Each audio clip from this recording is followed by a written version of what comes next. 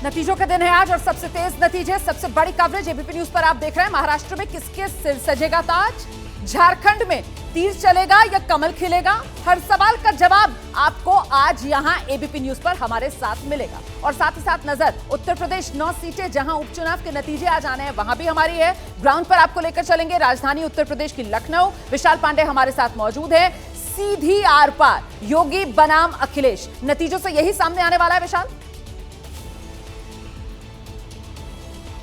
बिल्कुल रोमाना, ये योगी वर्सेस अखिलेश की सीधी लड़ाई उत्तर प्रदेश में दिखाई दे रही है 2027 के विधानसभा चुनाव से पहले। और अगर हम पिछले आंकड़ों को देखें तो 9 विधानसभा सीटों में से 5 सीटें एनडीए के खाते में रही और 4 सीटें समाजवादी पार्टी के खाते में रही है। तो ऐसे में देखना यही होगा कि आखिरकार कौन ज्यादा सीटों पर बाजी मारता है, क्योंकि 2024 के लोकसभा चुनाव में अखिलेश यादव का पीडीए फॉर्मूला काम कर गया था, लेकिन क्या इन उपचुनावों में वो पीडीए फॉर्मूला चल पाएगा, इस पर नजरें रहेंगी। और बीजेपी क्या कमबैक कर पाने में कामयाब होगी 2024 के बाद से, ये भी अपने आप में एक बड़ा सवाल होगा, क्योंकि कुल मिलाकर इसके जो भी नतीजे आएंगे वो 2027 के विधानसभा चुनाव की एक बड़ी तस्वीर पेश करते हुए दिखाई देंगे। और आइए जल्दी से अब दर्शकों को मुंबई लेकर चलेंगे। मुंबई में जहां उद्धव ठाकरे परिवार का आवास मातोश्री के नाम से जो जाना जाता है, वहीं से हमारे साथ हमारे सहयोगी वैभव परब, माफ कीजिएगा आशीष, वहां से हमारे साथ जुड़ रहे हैं। और जरा आशीष से ही ये जान लेते हैं कि आज के चुनाव के नतीजे उद्धव ठाकरे के सियासी अस्तित्व को लेकर बड़ा फैसला सुनाने वाले हैं। जाहिर तौर पर रोमाना, आपने बिल्कुल सही कहा। हम सबसे पहले अपने दर्शकों को बताना चाहेंगे और दिखाना चाहेंगे कि ये मातोश्री है और मातोश्री में अभी हलचल क्या है। सुरक्षा कर्मियों का आना जाना है, ड्यूटी शिफ्ट हो रही है और सुरक्षाकर्मी अच्छी खासी तादाद में यहाँ पर डिप्लॉय हुए हैं। चुनाव की गिनती शुरू होने में थोड़ा वक्त है, लेकिन उससे पहले चूंकि महाराष्ट्र की राजनीति में मातोश्री राजनीति का केंद्र रहा है, काफ़ी दशकों तक यहाँ पर बाला साहब ठाकरे निवास करते रहे और राजनीति यहाँ से करते रहे और महाराष्ट्र की राजनीति का यहाँ से संचालन करते रहे। आज अब ये देखना होगा कि क्या वापस यहाँ मातोश्री से ही महाराष्ट्र की राजनीति संचालित होगी, जनता तय करेगी, चुनाव के नतीजे तय करेंगे, या फिर एक नया राजनीतिक समीकरण यहाँ पर निकल कर आएगा। शिवसेना उद्धव बाला साहब ठाकरे, जिसके प्रमुख उद्धव ठाकरे यहाँ रहते हैं, उसके अलावा शिवसेना एकनाथ शिंदे, जो ठाणे से मुख्यमंत्री शिंदे खड़े हैं, वहां पर सत्ता का केंद्र यहां रहेगा या ठाणे बनेगा, ये देखना होगा। ठाणे का एक रोमांचक इतिहास भी है शिवसेना की राजनीति। जिस तरीके की सियासी तेज हलचल यहां मातोश्री के बाहर नजर आ रही है, यकीन मानिए उसी तरीके से मातोश्री के भीतर जो लोग हैं उनकी धड़कनें भी इस वक्त बढ़ी हुई होंगी। और ऐसे में पहला रुझान आने में अब 40 मिनट से भी कम का वक्त रह गया है बाकी। 39 मिनट 19 सेकंड 18 सेकंड। कौन बनेगा मुख्यमंत्री, एबीपी न्यूज पर नतीजों वाले दिन बड़ी कवरेज लगातार जारी है। पहला रुझान आने में 32 मिनट 50 सेकंड 49 सेकंड 48 सेकंड लगातार इंतजार घट रहा है। आपको बता दें महाराष्ट्र से लेकर झारखंड तक आज नतीजों का दिन है और नतीजे मतलब नंबर, और नंबर किस अंदाज में आएंगे, एक दिलचस्प अंदाज पहले मैं आपको दिखाती हूं, नंबर जिसके साथ आपके सामने होंगे।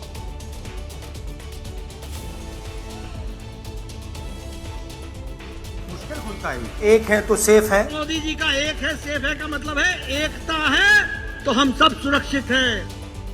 तो ये वो अंदाज जिसमें आपके सामने हम नंबर्स लेकर आएंगे। आप जानते हैं महाराष्ट्र के बारे में, जहां मुंबई देश की आर्थिक राजधानी है और जीडीपी के लिहाज से देश का सबसे अमीर राज्य है। वहां पर एक है तो सेफ है का नारा बीजेपी की तरफ से दिया जाता है, जिसमें अंग्रेजी का सेफ माने सुरक्षित। लेकिन राहुल गांधी उसी एक है तो सेफ है वाले नारे में अंग्रेजी के सेफ को तिजोरी के तौर पर इंटरप्रेट करके दर्शकों के सामने लेकर आए, जनता के सामने लेकर आए, मीडिया के सामने लेकर आए और उसी अंदाज में नंबर एक और अंदाज। गाड़ी में ना पहिए हैं ना ब्रेक है, ड्राइवर की सीट पर बैठने के लिए भी झगड़ा हो रहा है।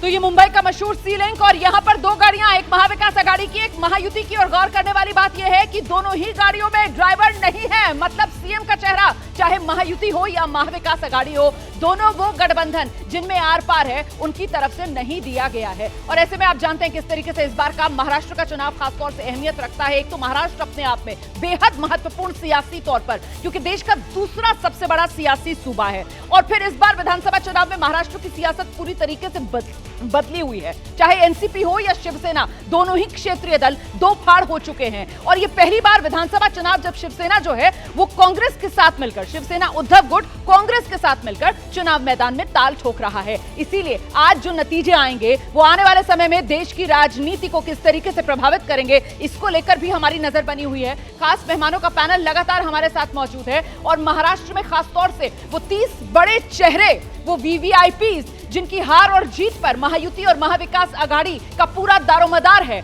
जानने के लिए सीधे आपको लेकर चलेंगे डेटा सेंटर शीरीन के पास। बिल्कुल रोमाना, तो ये वीवीआईपी चेहरे हैं और ये 30 चेहरे, और ये आज हम आपको बताएंगे कि आखिर ये जो 30 चेहरे अभी मेरे पीछे आप ये देखने वाले हैं, ये देखिए तस्वीर आपके सामने आ गई है। महाराष्ट्र के सुपर 30 हैं। ये देखिए एकनाथ शिंदे शिवसेना यहाँ पर कोपरी पांच पखाड़ी से हैं, देवेंद्र फडणवीस नागपुर साउथ वेस्ट से हैं, बारामती से अजीत पवार, इसी के साथ अगला चेहरा नाना पटोले साकोली से, संगमनेर से बाला साहेब थोराट हैं, पृथ्वीराज चौहान कराट साउथ से, आदित्य ठाकरे वर्ली से चुनाव लड़े, मिलिंद देवला वर्ली से, माहिम अमित ठाकरे से पहली बार, येवला से छगन भुजबल हैं, फिर मानकोट शिवाजीनगर से नवाब मलिक हैं, जयंत पाटिल इस्लामपुर से हैं, धनंजय मुंडे परली से, दिलीप वलसे पाटिल आंबेगांव, उदय सामंत रत्नागिरी, आशीष सेलार पहला रुझान आने में तो ये अब तमाम सिर्फ वो 30 चेहरे मिनट बचे जो हम हैं। आपको 30 चेहरे माफ कीजिएगा दिखा रहे हैं। चंद्रशेखर बावनकुले बीजेपी से कामठी से, शिरडी केश से हैं, राधा कृष्ण विखे पाटिल, हसन मुशरीफ कागल से हैं, सुधीर मनगुंटीवार जो है वो बल्लारपुर से हैं। फिर नीचे आप देखिए समाजवादी पार्टी के अबू आजमी मानखुर्द शिवाजी नगर, और इसी तरीके से ये 30 चेहरे महाराष्ट्र के सुपर 30,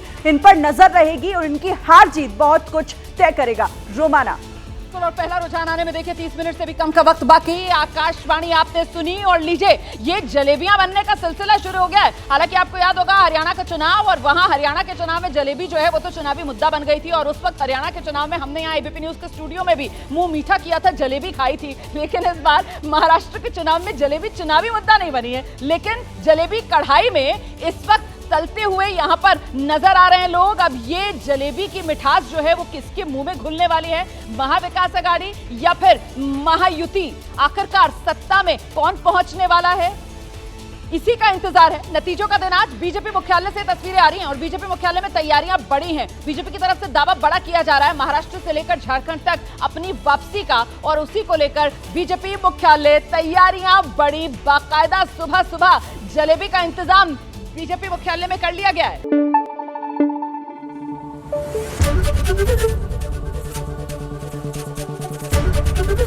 एबीपी न्यूज आपको रखे आगे।